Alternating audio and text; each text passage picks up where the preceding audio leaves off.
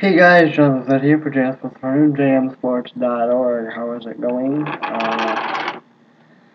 So, the Daytona 500 field is finally set. The Gatorade Duels just got over. I'm a little disappointed. I don't quite know how this video is going to turn out. There isn't really a whole lot to talk about as far as action. Things were fairly calm. It was a caution-free second duel. Good finish, but a caution-free second duel. And not really much in the first duel either. Not a whole lot of equipment got torn up, which I guess is a good thing. But let's get underway. Here's what we will do. I will talk about both duels respectively. I will go through the finishing order of both duels, and then at the end of the video, I will set up the starting lineup for the Daytona 500 for you guys as well. I will also do that again in my Daytona 500 preview. But anyway, let's kick things off. First of all, the Gatorade Duel got underway. The first Gatorade Duel got underway. Going into it, David Stremme, Tony Raines, Trevor Bayne were locked in on speed going into it. So if they didn't race their way in, they had speed to fall back on, and all three of them needed their speed to fall back on. Trevor Bayne came really, really close to making it in. He was in one of the transfer spots.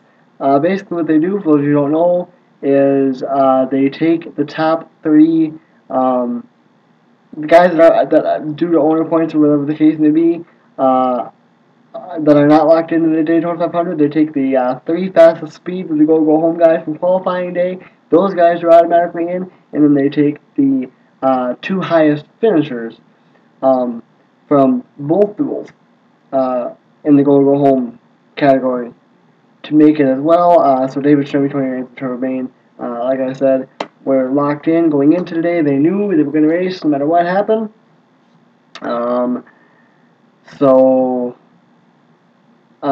Yeah, that's basically how we started things off.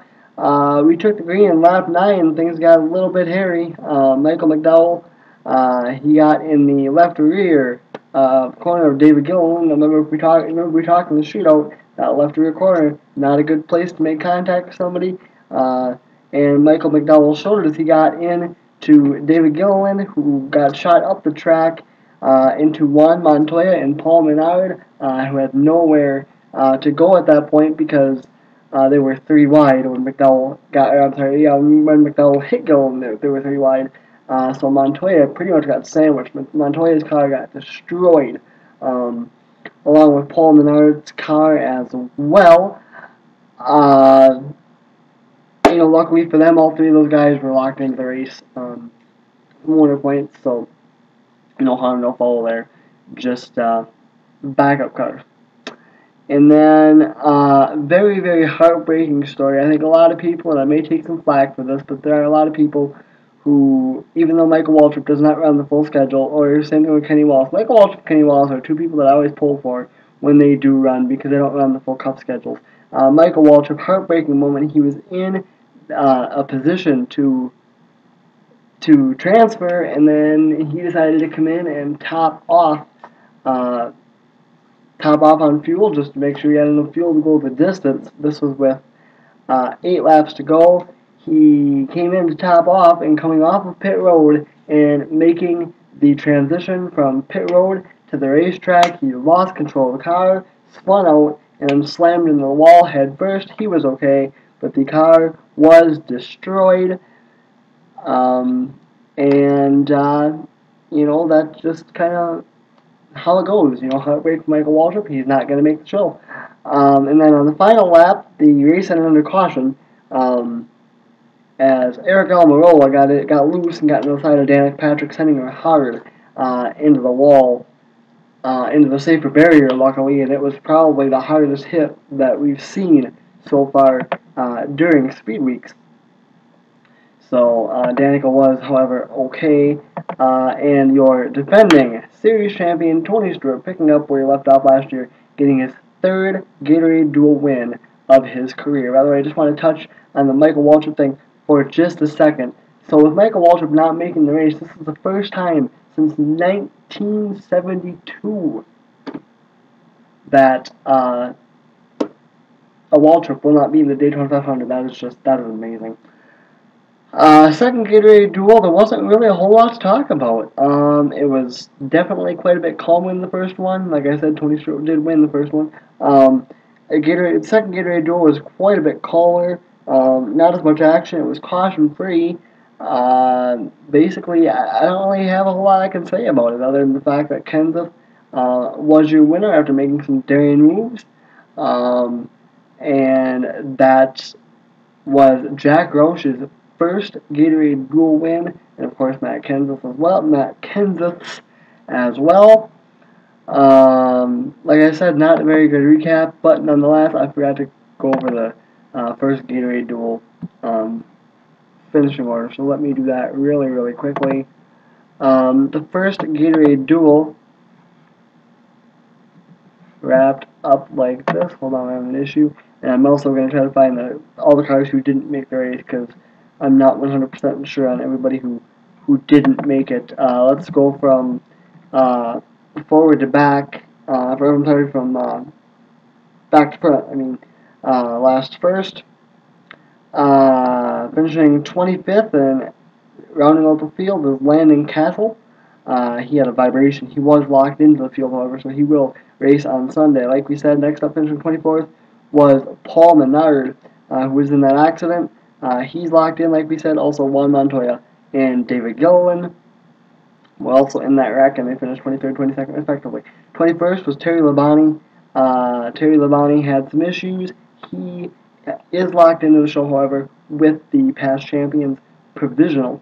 20th is Mike Wallace. Mike Wallace is the first one so far in this list to miss the show due to engine problems. David Stremme took his car to the garage, did finish 19th, but because, like I said, he was one of the the top 3 fastest go homers on qualifying day last Sunday, he is locked in. Michael Waltrip had that wreck like we talked about. He finished 18th. He will not race. Denny Hamlin 17th. Danica Patrick 16th after she got in that accident on the white flag lap. Eric Almirola 15th. David Reagan 14th. Brad Keselowski 13th. Trevor Bayne 12th. Ricky Stenhouse Jr. Good run for him 11th. He's in that 6th car this year for Roush Racing. Jimmy McMurray finished 10th. Robbie Gordon finished 9th. Robbie Gordon did race his way in to the Daytona 500, so he will be racing. AJ Allmendinger 8th. Kevin Harvick 7th. Michael McDowell 6th. 5th, Carl Edwards. 4th, Jeff Burton. Marcus Ambrose 3rd. 2nd for Dale Jr. And Tony Stewart, like we said, did win in the first Gatorade Duel. So, Trevor Bayne, like we said, did make it in on speed. Oh yeah, by the way, I think I forgot to mention 6th. Michael McDowell, even though he was involved in that wreck on lap 9, he was able to come back and finish 6th. So from that race, Michael McDowell did advance along with Robbie Gordon, and like I already mentioned, the people who did not make it, due to that, Michael Waltrip did not make the show either, like I said, and I think that was it for the first duel as far as who did not make the show. Let's take a look now at the second duel and how that finished up, and this video is going to go on a lot longer than I thought, which might not necessarily be a good thing. Here we go from, there were only 24 guys. In this one, J.J. Yaley, 24th, he had an engine problem. He will not make the show. David Ruderman will make the show. I believe he was locked in. He finished 23rd. 22nd was Tony Raines, locked in. Kenny Wallace, 21st, not locked in. Like we said, didn't make the show. Bill Elliott, 20th, not going to make the show. Maybe saying, well, what about past champion? Well, Terry Labonte had won the championships that Bill Elliott had, therefore the past champions provisional goes to Terry Labonte. Bill Elliott misses the show. Casey Mears was in. Robert Richardson finished 19th. He will not make the show. Casey Mears was locked in. He finished 18th. He's in, like we said. Joe Nemechek 17th. Locked his way in. Bobby Labonte 16th. Clint Boyer 15th. Kurt Busch 14th. Martin Truex Jr. 13th. Dave Blaney 12th, and he was the other one to lock in. Mark Martin, Casey Kane, Ryan Newman, Jeff Gordon, Kyle Busch, Joey Logano, take you through 11th through 6th, and then your top 5 were Greg Biffle, Elliott Sadler, Jimmy Johnson, Regan Smith, and Matt Kenseth getting the win in the second duel. So here we go. That leads us to what the starting lineup looks like in the Daytona 500, and then we will get out of here. I promise the recaps will be better once there's much more racing action to talk about, and once the races are a little bit longer. Here we go from back to front. Rounding out the field will be Terry Labonte in 43rd. Landon Castle will start 42nd. 41st, Paul Menard. 40th, David Ruderman. 39th, Juan Pablo Montoya. 38th, Tony Raines. 37th, David Gilliland. 36th, Casey Mears. David Stremme. 35th. 34th, Joe Nemechek. Denny Hamlin, 33rd. Bobby Labonte, 32nd. Dax Patrick, 31st. 30th for Clint Boyer. Eric Almirola, 29th. Kurt Busch, 28th. 27th position will go to David Reagan. Martin Truex Jr. starts 26th. Brad Keselowski, 25th. Dave Blaney, 24th. Defending the Daytona 500 champion Trevor Bayne will roll off in the 23rd spot. Mark Martin, 22nd. Ricky Stenhouse Jr., 21st. 20th for Casey Kane in his New Hendrick ride. 19th for Jimmy McMurray. 18th for Ryan Newman. 17th for Robbie Gordon. 16th, Jeff Gordon. 15th, AJ Allmendinger. 14th, Kyle Busch. 13th, Kevin Harvick. Joey Logano, 12th. Michael McDowell, 11th. Now let's take a look at your top 10. Elliott Sadler, who was on the 33 car for Richard Childress Racing and will be throughout the year this year at times. Congratulations to him. Good run for him. Great to see him back in the Cup Series. Hope he does well on Sunday. Jeff Burton, 9th. Jimmy Johnson, 8th. Marcus Ambrose, 7th. Regan Smith.